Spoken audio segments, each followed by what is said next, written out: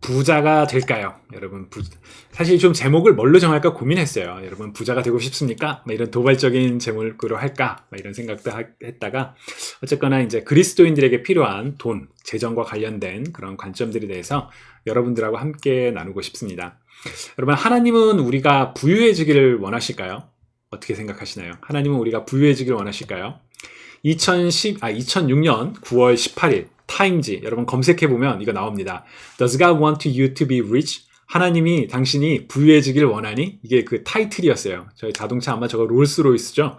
보통은 그 이렇게 그 날개 있는 거 나오는데 십자가 딱 있고 그 당시 이제 기사였는데 하나님 이제 그 번영 복음과 관련해서 어떤 사람이 실직을 했는데 제일 먼저 한 게 뭐 교회를 간 거다 하면서 이제 그 사람 얘기부터 시작해서 돈과 관련된 여러 가지 교회의 크리스천의 그런 관점을 소개하는 글이거든요. 재밌더라고요. 네, 하나님은 우리가 부유해지길 원할까? 여러분 어떻게 생각하시나요? 예스 혹은 노인가요?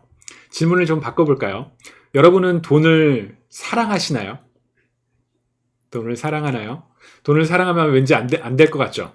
그쵸? 성경에서 돈 사랑하지 말라는 말을 어디선가 들었던 것 같은데 그렇다면 돈이 필요 없습니까?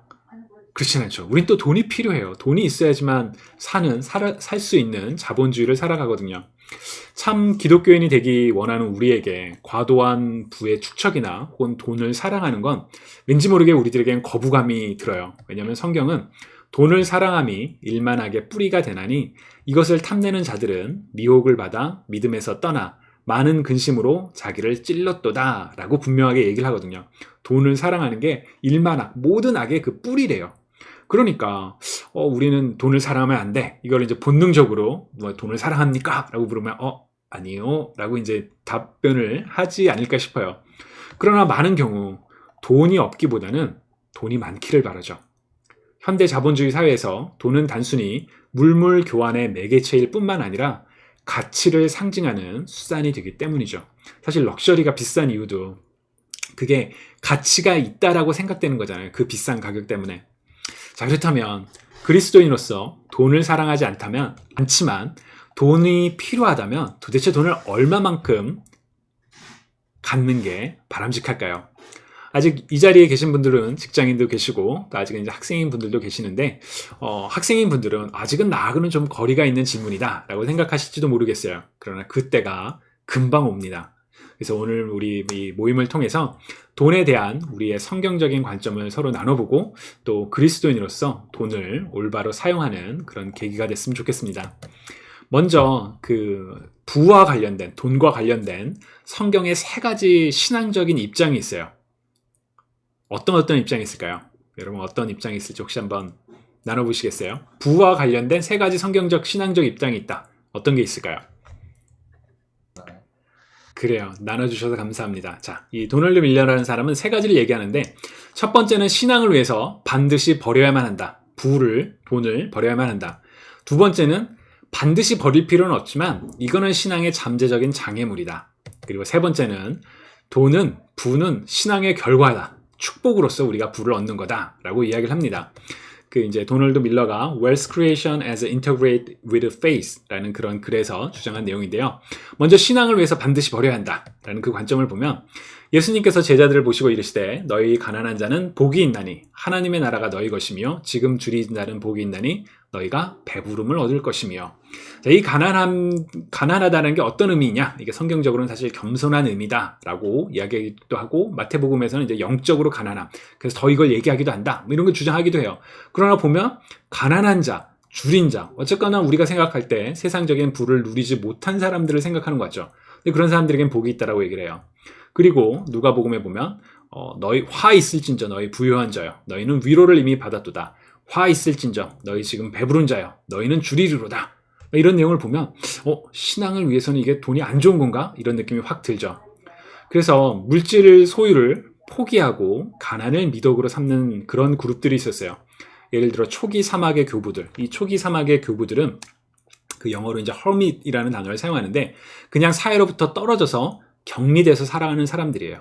그래서 세상적인 그런 거 다 포기하고 그냥 그 굴 속에서 이렇게 금욕 생활을 하면서 사는 거. 사실 그게 중세 때 이제 발전된 게 바로 이제 수도원 운동이라고 할 수 있죠. 그 외에도 기독교 사회주의라든지 일부 해망 신학에서는 돈은 신앙을 위해서 반드시 버려야 한다라고 주장을 하기도 합니다. 두 번째 관점은 이제 신앙을 반드시 버려야 되는 건 아닌데 이게 문제가 될 수 있어라고 얘기를 해요. 이제 예수님이 말씀하신 누가복음에 보면 집 하인이 두 주인을 섬길 수 없나니 혹 이를 미워하고 저를 사랑하거나 혹 이를 중히 여기고 저를 경히 여길 것임이니라. 너희는 하나님과 재물을 겸하여 섬길 수 없느니라. 이것도 버려야 하는 그런 느낌 아닌가라는 생각이 사실 들기는 해요. 근데 이제 이 맘몬이라는 단어가 money, wealth, rich를 뜻하는데 종교개혁자였던 루터는 가장 지구상에서 아주 가장 흔한 우상이 바로 이 맘몬, 이 돈, 부다라고 얘기를 합니다. 그러니까 이제 겸하여 섬길 수는 없지만 돈을 사랑하는 것까지는 아니다. 근데 이게 이제 신앙의 문제가 되니까 이걸 완전히 다 포기하라는 그런 의미는 아니지만 이게 신앙의 문제가 될 수 있다. 이런 관점인 거죠. 실제로 디모데 전서를 보면 부하려 하는 자들은 시험과 올무와 여러 가지 어리석고 해로운 욕심에 떨어지나니 곧 사람으로 파멸과 멸망에 빠지게 하는 것이라. 돈을 사랑함이 일만하게 뿌리가 되나니 이것을 탐내는 자들은 미혹을 받아 믿음에서 떠나 근심으로써 자기를 찔렀도다. 부유하기를 원하는 사람, 돈을 사랑하는 사람들, 이거 문제가 있다. 이거 신앙에 이거 굉장히 안 좋은 거야 라고 얘기를 해요. 그렇다고 완전히 다 버리자, 그런 의미로까지도 해석할 수도 있지만, 아니 그래도 돈은 필요하니까 근데 이게 사랑하지 말자, 이제 이런 입장이 이제 이 두 번째 입장이라고 할 수 있고요. 마지막으로 세 번째, 신앙의 결과로서의 축복. 시편 말씀을 보면 할렐루야, 여호와를 경외하며 그의 계명을 크게 즐거워하는 자는 복이 있도다. 그의 후손이 땅에서 강성하며 정직한 자들의 후손에게 복이 있으리로다. 부와 재물이 그의 집에 있으며 그의 공의가 영구히 서 있으리로다. 하나님을 경외하며 하나님을 두려워하며 하나님의 말씀을 지키는 사람들은 복이 있는데 부하고 재물이, 돈이 그의 집에 있대요. 그래서 그의 공의가 영구히 서리라. 사실 구약시대 때 보면 하나님께서 주신 축복의 그런 결과물로서 자손들, 땅들, 부유함, 이런 거 분명히 존재하거든요. 그러다 보니까 이제 신앙의 결과로서 잘 믿으면 부자가 될 수 있다라고 주장하는 사람들이 있어요. 가장 대표적인 사람들이 바로 이제 이 prosperity gospel, 번영 복음을 이렇게 주장하는 사람들인데요. 여러분 저기 보이시나요? My pastor has the biggest house. 내 목사님은 가장 큰 집을 가지고 있어. 내가 이거 글 보면서 그랬는데 하여튼 이렇게 믿음 때문에 부유해질 수 있다라고 많이 주장을 하고, 사실 여기 있는 분들 중에는 조이스 마이어스 이분도 굉장히 유명하고, 조엘 오스틴도 한국에서 베스트셀러가 됐던, 지금도 그 텍사스 교회 가면 어마어마한, 여전히 잘 나가는 그런 분들이죠. 결국 신앙으로 말미암아 우리는 부유해질 수 있고 그 부를 누리는 게 하나님의 계획이다, 축복이다 라고 주장하는 입장이 있습니다. 여러분들은 어떤 입장이 중이실지 잘 모르겠어요. 그러나 이제 저의 관점을 생각해보면 저는 이 세 개 중에 하나가 정답이다라고는 생각은 안 돼요. 어떤 때는 우리가 신앙을 위해서 버려야 하기도 하고, 또 어떤 때는 정말 멀리할 필요도 있는 것 같고, 또 어떤 때는 정말 이게 하나님이 주신 축복이야 라고 생각하는 그런 타이밍들이 있는 것 같아요. 그러나 이제 본격적으로 돈과 관련돼서 이제 좀 재미난 이야기들을 해볼까 해요. 그건 바로 이제 청부론과 청빈론인데요. 사실 이거는 거의 2000년대, 거의 한 20년 됐네요. 지금으로서는. 한국 교계를 아주 뜨겁게 다룬 논쟁이었어요. 김동호 목사님이 이제 청부, 깨끗한 부자에 대해서 성경적으로 설명하면서 깨끗한 부자가 될 수 있다라고 주장을 했었고요. 그리고 이 분의 의견에 반대해서 김영복 목사님이 아니다, 기독교인은 깨끗한 빈자, 가난한 사람이 되어야 된다, 청빈이 되어야 한다라고 이렇게 주장을 했습니다. 그래서 이제 굉장히 이게 많이 논란이 됐었어요, 그 당시에는. 근데 요새도 이렇게 청부론과 청빈론으로 이렇게 논란이 되는지는 잘 모르겠어요. 요새는 그런 얘기를 저는 못 들은 것 같은데, 어쩌면 이제 워낙 더 자본주의 사회가 돼서 그렇게 한 것은 아닐까라는 생각이 들기도 하고, 아니면 사람들이 어떤 입장을 가졌기 때문이 아닐까라는 그런 생각도 하는데요. 이 청부론과 청빈론을 이야기하기 전에 우리가 먼저 좀 교회의 역사에 대해서 잠깐 생각해 볼 수 있어요. 여러분, 개독교라는 단어 이제 너무 익숙하죠. 잘 많이 들어보셨을 거예요. 기독교를 굉장히 상스럽고 모욕적으로 표현하는 단어거든요.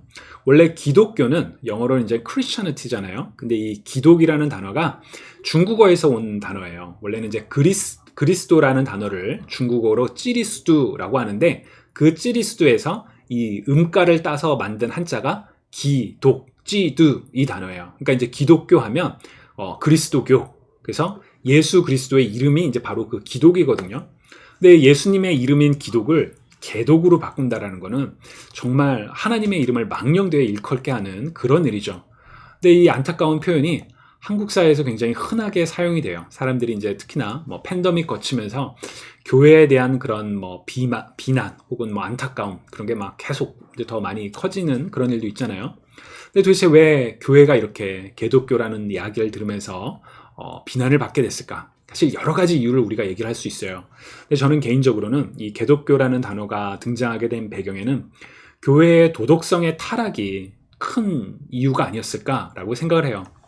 한국에 개신교가 처음에 전래됐을 때, 이제 한국 개신교 교회사를 처음 봤을 때, 개신교가 전래됐을 때, 이 기독교는 권력자들에게 서양의 선진 문물과 동일한 것이었어요.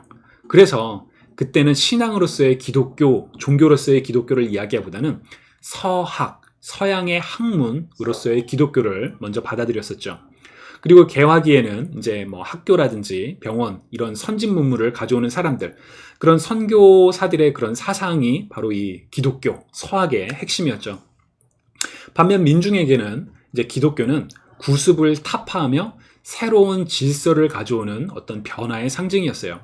주술이나 무당, 안타깝게도 요새 한국 정치사에도 다시 이 주술, 무당이 이야기가 좀 회자가 되는데, 그렇게 주술이나 무당으로 대변되는 그동안의 민중의 의료체제를 이 기독교인들로 말미암아, 왜냐면 서양 선교사들이 그 의학을 가져왔기 때문에 변화시켰고, 그리고 당시의 악습들, 그 선교사들이 이제 미국과 같은 본국에 보낸 리포트에 보내면 한국 사람들이 정말 술 많이 먹는다, 막 그런 내용들이 많이 있어요. 근데 그런 내용들에 대해서 회개와 변화를 가져오게 하는 도덕적인 종교가 바로 그리스도교였어요. 그러니까 기독교에 대해선 굉장히 사람들이 높은 기대치를 가질 수밖에 없었죠. 그 사람이 뭐 엘리트라든지 아니면 민중이라든지 어쨌거나 기독교는 선망의, 변화의 그런 상징적인 의미가 있었어요. 그러나 해방과 빠른 산업화의 과정에서 기독교는 도덕성이나 윤리의 어떤 근간이 되기보다는 성공의 도구가 되었어요. 그 이제 유명한 구절이죠. 이제 특정 대형교회 목사님이 많이 하셨던 말씀인데, 요한삼서 1장 2절, 사랑하는 자여 내 영혼이 잘됨 같이 내가 범사에 잘되고 강건하기를 내가 간구하노라 라는 이 사랑의 인사의 말이 그냥 신앙을 통해서 삼중 축복, 영혼과 범사, 모든 일과 그리고 건강의 축복을 받을 수 있다. 자, 이 말씀을 붙잡고 이 말씀대로 복을 받아야 한다. 마치 일종의 주문처럼 사람들에게 받아들여지기 시작했어요. 아까도 얼핏 얘기했지만 구약 성경을 보면 하나님께서 사람들에게 복을 약속하시는 경우가 종종 아주 빈번하게 등장해요. 예를 들어 여러분들 혹시 야베스의 기도라는 책 혹시 읽어보셨나요? 이것도 이제 번영 복음과 관련해서 굉장히 베스트셀러였어요. 제가 대학생 때 야베스의 기도 읽으면서 야베스처럼 되자 막 그런 거 이제 교회에서도 막 나누고 막 그랬었거든요. 그 역대상 4장 10절에 보면 야베스가 이스라엘 하나님께 아뢰어 이르되 주께서 내게 복을 주시려거든 나의 지역을 넓히시고 주의 손으로 나를 도우사 나로 환난을 벗어나 내게 근심이 없게 하옵소서 하였더니 하나님께서 그가 구하는 것을 허락하셨더라 라는, 정말 성경에서는 야베스는 딱 여기에만 등장하는데 요 구절을 갖고 하나님께 구하면 하나님께서 우리의 지경을 넓혀주신다, 우리가 신앙을 통해 복, 특히나 성공, 무병장수 그런 거 얻을 수 있다 라는 내용이 사람들의 인식 속에 퍼지기 시작했습니다. 근데 아시다시피 한국 교회는, 아니 한국 사회는 성실히 노력해서 부자가 되는 경우도 있었지만 부동산 투기라든지 정경 유착, 그런 부정부패를 통해서 갑작스럽게 부자가 된 경우도 많았죠. 즉 방법은 부끄러운데 결과가 부자가 된 경우. 그래서 사실 한국 사회는 그 부자들에 대한 인식이 그렇게 곱지만은 않아요. 기독교인들도 마찬가지죠. 세상 사람들과 자본 축적 방식은 똑같아요. 부동산을 투기한다든지 아니면 빚을 내서 뭐 집을 샀더니 집값이 올라서 집을 팔아서 돈을 벌었다든지, 그래서 하나님께서 축복해 주셨다든지 그래서 11조를 하게 됐다든지 막 그런 내용들의 간증이 많아지면서 이제 한국 사회에 기독교인의 부의 축적이 세상에서의 부의 축적과 이렇게 중첩되는 그런 모습들이 나타나요. 청부로는, 김동호 목사님이 주장한 청부로는 이러한 맥락을 놓쳐서는 이해할 수 없는 그런 주장이에요.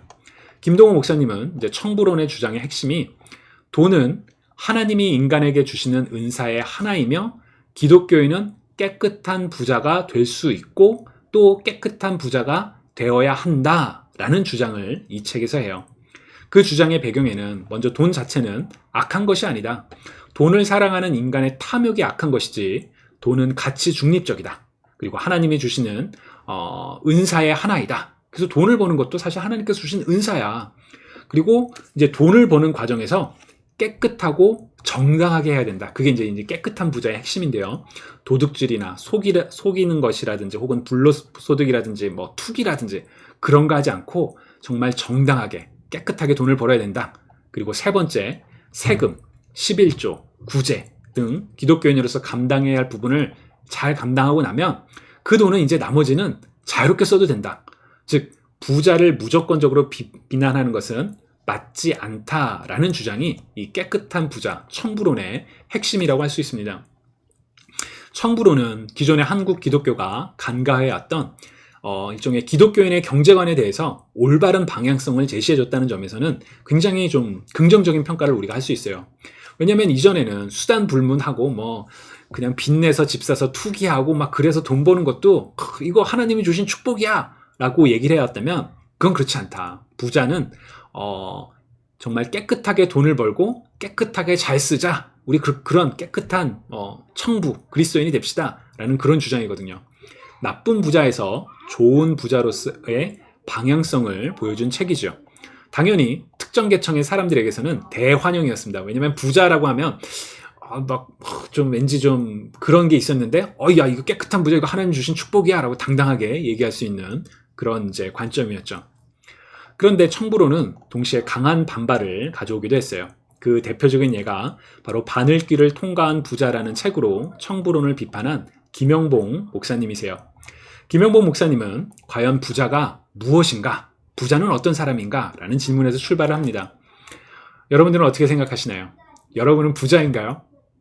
아마 여기 있는 어느 누구도 부자라고 생각하시는 분은 안 되실 거예요. 적어도 뭐 빌 게이츠 정도의 재산이 되면 난 부자인 것 같아요 라고 말을 하지만 나는 빌 게이츠보다는 재산이 적은데 나는 이재용 씨보다는 재산이 적은데 난 아직 부자 멀어요. 아무리 이제 그런 생각을 뭐 본능적으로 할 것 같아요. 그렇지만 사실 얼마의 재산을 가지고 있어야지만 부자일까요? 사실상 부자라는 것은 상대적이고 정의하기가 쉽지 않은 개념이에요. 그러나 일반적으로 생각해보면 이제 부자는 평균 수준 이상의 부를 가지고 있고 미국도 그 평균 소득치 그거 있잖아요. 그리고 이를 자유롭게 쓸 수 있는 사람들을 의미한다라고 해요. 그리고 그 속에는 일정한 그 이상의 부를 축적했다라는 의미가 포함되기도 하고요. 특히나 소유한 금액이 자신의 필요, 그게 욕망이 아니라 그런 이제 생활하기 위한 필요를 채우고도 남아있는 그런 금액을 가지고 있는 사람들. 특히 청부론에서의 부자는 세금, 헌금, 구제 등 일정한 항목 이후에 자유로운 사용을 보장받은 바로 그 부자가 이제 청부론에서의 부자죠. 그런데 문제는 성경에서 이러한 부자들을 긍정적으로 보고 있지만은 않다라는 거예요.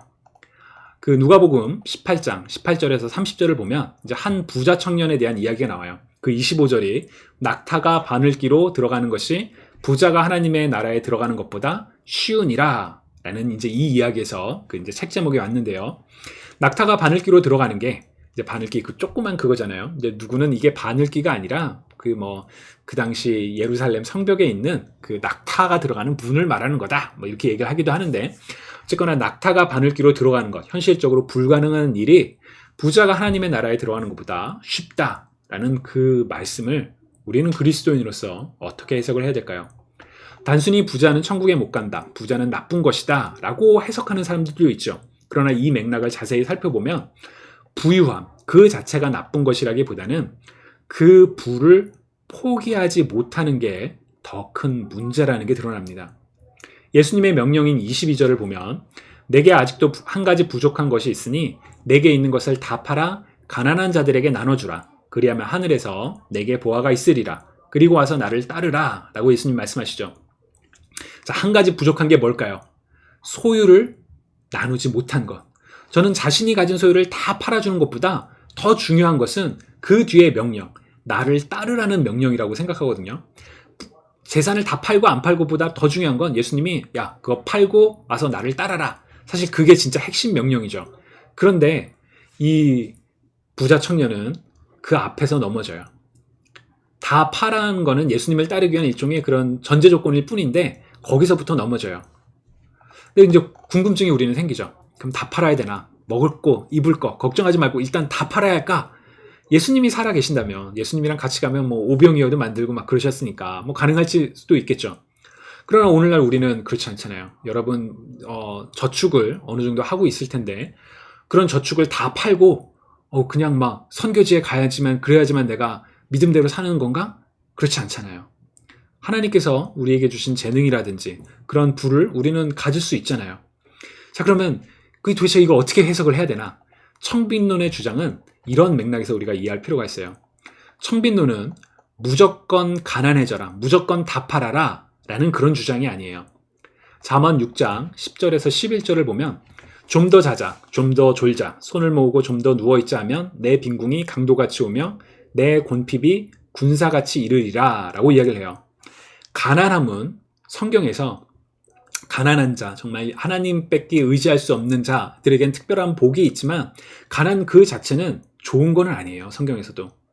청빈론에서의 가난은 자신의 필요를 제외한 나머지는 모두 도움이 필요로 한 이들에게 나눌 수 있는 자발적인 가난에 처하자라는 게 김영복 목사님이 주장하는 이 청빈론의 핵심이라고 할 수 있습니다. 기독교인에게 자신의 소유에 대한 책임은 단순히 내야 할 세금, 11조, 그리고 일정한 구제 헌금에 머무르는 것이 아니라 자신의 생활을 위한 필요 이상의 재화를 소유하고 있다면 그런 전반에 대해서 우리는 나눌 수 있어야 된다. 예수 그리스도를 따르기 위해서 그런 부분을 포기할 수 있어야 된다라는 그런 주장인 거죠. 청불원과 청빈론, 여러분들의 인생에서 한 가지를 선택한다면 어떤 거를 택하고 싶습니까? 왠지 여러분들 중에는 그래도 청빈론이 좋은 것 같아요 라고 얘기하는 분도 있지만 그래도 깨끗하게 사는 것도 그래서 또 많이 할 수 있잖아요. 그런 느낌도 들지 않나요? 재미난 건 미국에서도 이런 비슷한 논쟁이 있었어요. 2000년에 이제 가난한 시대를 사는 부유한 그리스도인이라고 굉장히 유명한 책이거든요. 저는 여러분들이 한번 꼭 읽어보면 좋겠어요. 그 책을 쓴 로널드 사이더라는 분과 또 이제 마이클 로박이라고 해서 이분은 이제 가톨릭 분이신데 가톨릭 쪽 학자인데 그 가톨릭 쪽 학자 중에서 이 좀 부에 대해서 굉장히 긍정적 캐톨릭 캐피탈리즘이라든가 그런 표현을 좀 사용하는 것 같아요. 그래서 이제 이 자본주의 우리도 할 수 있다 이런 점 굉장히 강력하게 주장하신 분인데 이분들이 이제 2000년에 굉장히 Ethical Challenges of Global Capitalism이라는 그런 주제로 그런 강연회 같은 게 있었는데 거기서 이제 논쟁을 벌였어요. 그래서 보면은 이제 로널드 사이더 이분은 기독교인의 사회 정의, 책임은 자신의 부를 적극적으로 가난한 이들, 도움이 필요한 이들에게 나눠줘야 한다. 기독교인으로서 빈부격차가 심해지는 사회에서 선한 사마리아인으로서 책임을 다해야 한다라는 주장을 펼칩니다. 사실 아까 소개했던 청빈론과 굉장히 비슷하죠. 그래서 이 책을 보면 11조에 대해서 10분의 1뿐만 아니라 생활을 위한 그 소득을 제외한 나머지는 다 이렇게 흘려보내야 된다라는 그런 주장을 하세요.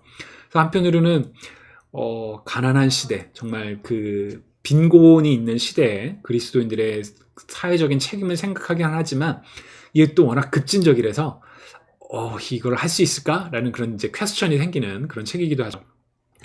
마이클 로박은 이제 자본주의 시스템이 빈부의 차를 양산하기도 하지만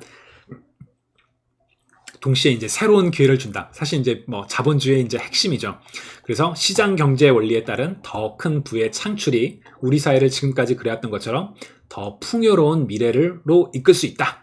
그래서 이제 우리 부를 추구하는 게 나쁜 게 아니고 그걸 통해서 더 큰 부를 나눌 수 있다. 마치 파이를 더 키워서 더 많이 나눠주자. 그러니까 우리가 더 적극적으로 부자가 돼야 된다. 청불원하고 완전히 똑같지는 않지만 부의 축척이라든지 무한 자유 경쟁을 긍정하는 일종의 방법만 옳으면 된다라는 면에서 비슷한 그런 주장이죠. 자, 성경에서 말하는 부. 중간중간에 하면서도 이야기했지만 사실 성경에서 부유함, 돈 자체는 악한 것이라고 볼 수는 없어요. 축복의 상징이기도 했고요. 그러나 중요한 거는 이제 돈을 사랑하는 탐욕은 이거는 악이다. 이거는 분명해요. 그러니까 돈은 가치 중립적이다. 저는 김동호 목사님의 이 표현에 대해서 공감을 가요. 이제 어떤 분은 그럴 수 없다. 돈은 만몬이라서 이거 자체가 우상이다. 그러니까 이거는 우리가 피해야 된다라고 주장하는 분도 계시죠. 많은 사람들은 부를 소유하고 있기 때문에 과연 그 누구와 이 탐욕으로부터 자유로울 수 있을까? 그런 질문을 우리가 생각해 볼 수 있죠. 그리고 아까도 소개했지만 마태복음 6장 24절 한 사람이 두 주인을 섬기지 못할 것이니 혹 이를 미워하며 저를 사랑하거나 혹 이를 중히 여기며 저를 경히 여김이라. 너희가 하나님과 재물을 겸하여 섬기지 못하느니라 라고 이제 부를 우상으로 만드는 것에 대해서 경고하기도 했고요. 부유함, 돈 그 자체로 기피할 대상은 아니지만 그 부는 어떻게 보면 때로는 우리에게 우상처럼 탐심을 가져오는 그런 그런 존재로서 사실 만몬이라는 단어가 그게 인격적인 의미다 이렇게까지 해석을 하기도 하거든요. 그렇기 때문에 의롭고 깨끗한 부자가 불가능하지는 않지만 사실은 굉장히 어려운 거다라고 생각할 수가 있죠. 자, 부자가 될까요? 여러분들 청부가 되고 싶습니까? 아니면 청빈이 되고 싶습니까? 저의 관점은 아무래도 제가 말하면서도 이제 청빈을 좀 강조했던 것 같긴 한데 저는 김동호 목사님의 말처럼 청부로서 살아가는 것도 완전히 불가능한 일은 아니라고 생각해요. 특히나 현재 자본주의 사회에서는 부유한 기독교인들이 청부로서의 삶을 살아가는 것이 과정적으로 또 필요하다고 생각을 해요.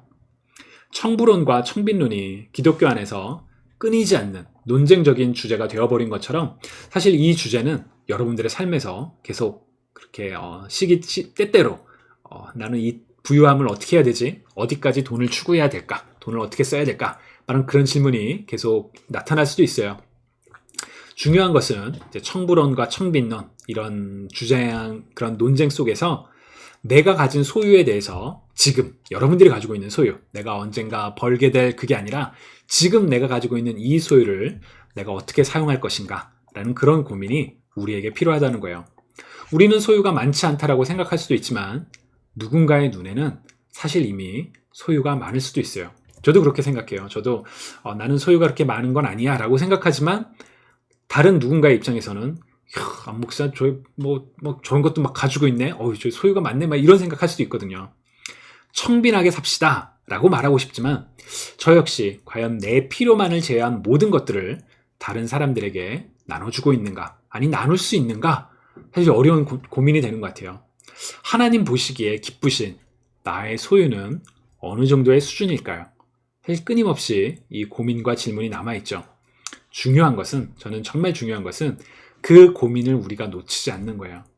우리가 이렇게 살다 보면 고민 자체를 아예 안 하거든요. 그리고 그냥 익숙해져서 그렇게 할 때도 있죠. 사실 죄도 비슷해요. 죄도 이제 여러분들 예를 들어 계속 넘어지는 그런 반복되는 죄가 있다. 처음에는 하나님 제가 잘못했어요. 하나님 제가 또 그랬네요. 용서해 주세요. 이러다가 그게 계속 반복되다 보면 이건 원래 이런 거야. 그래서 그게 그 죄에 대해서 무뎌질 수 있거든요. 근데 그러지 않았으면 좋겠어요. 죄는 늘 항상 그게 크던 작던 하나님께서 용납하시지 않는 죄일 뿐이에요. 우리는 죄에 대해서 늘 항상 돌이켜서 하나님께로 돌아가야 되고 부도 마찬가지예요. 부도 하나님께서 기뻐하시는 그런 하나님께서 나에게 주신 이 물질을 내가 어떻게 소유하고 사용할 것인가 끊임없이 우리가 물어야 하는 그런 질문입니다. 그 고민이 여러분들을 청부가 됐든 청빈이 됐든 하나님 보시기에 기뻐하시는 하나님의 자녀로서 살아가는 삶으로 이끈다고 저는 생각합니다. 성경에 선한 사마리아인 비유 여러분 다 아시죠? 이 선한 사마리아인이 자신의 소유를 다 팔아서 그 강도 만난 자를 도와줬을까요? 물론 큰 돈을 줘요. 그러나 그 선한 사마리아는 어떻게 보면 더 많은 돈을 가지고 있었는데 그거를 도와준 걸 수도 있지 않을까요? 우리는 이 선한 사마리아인이 자신의 재산을 다 팔았는지 아니었는지는 명확히 알 수는 없어요. 하지만 필요할 때 바로 예수님으로부터 한 가지 부족한 것을 들었던 부자 청년처럼 예수님께서 물어보실 때 여러분의 소유를 다 털어서라도 도움이 필요한 이들에게 나눌 수 있는 그런 신앙의 결단이 그리고 그 결단을 위해 여러분들이 고민을 멈추지 않으면 좋겠어요. 그리고 작은 것에서부터 실천할 수 있으면 좋겠어요. 마태복음 7장 21절에 보면 나더러 주여 주여 하는 자마다 다 천국에 들어갈 것이 아니요 다만 하늘에 계신 내 아버지의 뜻대로 행하는 자라야 들어가리라 라고 성경은 이야기합니다. 결단과 행동이 없는 신앙은 사실 죽은 신앙일지도 몰라요. 저는 믿음으로 말미암아 구원을 얻게 된다라는 이 말씀을 굳게 믿거든요. 근데 중요한 건 우리가 진짜 믿음을 가지고 있다면 우리의 믿음이 행동으로 드러난다는 거죠. 마지막으로 여러분들이 이제 다른 일을 위해 소유를 만약 나누게 될 때 이제 그런 고민도 막 계속하면서 야 내가 이제 다른 사람들 위해서 이 부를 나누겠어 라는 그런 생각을 할 때 더 큰 하늘의 복을 바라면서 나누지 않으면 좋겠어요. 물론 성경에서는 그럼 더 큰 하늘의 복이 있다라고 얘기는 하죠. 근데 하나님께서 우리에게 원하시는 거는 야 내가 이제 하나님의 관점이니까 야 내가라고 하면 되겠죠. 이제 하나님께서 우리에게 원하시는 거는 우리가 막 하나님 보시기에 막 기쁘게 해서 막 그런 이제 나중에 복 받으려고 막 그렇게 천국 가서 막 그 면류관 쓰려고 막 그런 것보다는 하나님께서 우리에게 원하시는 건 하나님과 우리의 관계이시거든요. 하나님의 명령을 지키고 따르는 것이 하나님을 사랑해서가 아니라 하나님으로부터 더 큰 것을 얻고자, 그게 이 세상이 됐든 아니면 죽은 뒤 하나님의 나라에서가 됐든 무언가 내가 바라고 하는 그런 마음이라면 사실 우리가 거기서부터는 좀 돌이킬 수 있으면 좋겠어요. 내가 이렇게 남을 돕고 내가 이렇게 내가 가진 것을 포기하고 고민하며 결단하며 때로는 세상으로부터 비난받고 때로는 세상으로부터 어리석다라는 소리를 들으면서도 살아가는 그 이유가 바로 하나님을 사랑하기 때문에 하나님께서 기뻐하시는 그 삶을 살고 또 세상 사람들에게 내가 받은 그 하나님의 사랑을 나눠주고 싶은 마음은 그 넘쳐나는 마음 때문에 그게 나누는 여러분들이 되면 좋겠습니다. 부자가 될까요? 사실 질문은 거창했지만 답이 없죠. 사실 이런 거 좋은 그거 아닌데 왜냐면 부자가 되십시오 이렇게 하면 부자가 됩니다 라고 하면은 굉장히 큰 인기를 거둘 텐데 그런 결론이 아니라서 여러분들께 좀 죄송하고요. 하지만 저는 저의 결론은 여러분들이 계속 고민을 하면 좋겠어요. 부자로서 살 수 있다. 그렇지만 그 부자로서 어떻게 살아갈 것인가? 나는 그런 고민들, 나는 어떻게 나눌 것인가? 나는 어떻게 하나님께서 기뻐하시는 하나님을 사랑하는 자가 될 것인가? 이런 내용으로 여러분들이 앞으로 삶을 살아갈 수 있기를 축복합니다.